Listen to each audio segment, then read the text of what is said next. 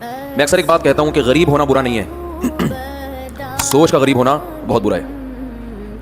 गुर्बत एक ऐब नहीं है। अगर गरीब होना कोई ऐब की बात होती, बुरी बात होती, तो तमाम पैगंबरों के सरदार सैयदुल अंबिया मोहम्मद सल्लल्लाहु अलैहि वसल्लम गरीब और मिस्कीन ना होते।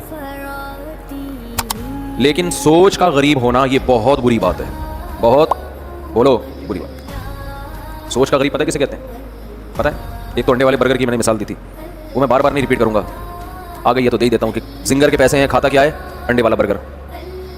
ये क्या कहते हैं इसको? सोच का। बोलो ना, गरीब।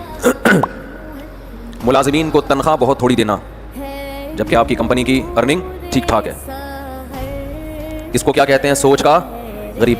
मर्द को अल्लाह ने खूब पैसा दिया, बीवी को तरसा तरसा के खिलाता है, तो ये किसके गरीब होने की अलामत है? सोच के गरीब।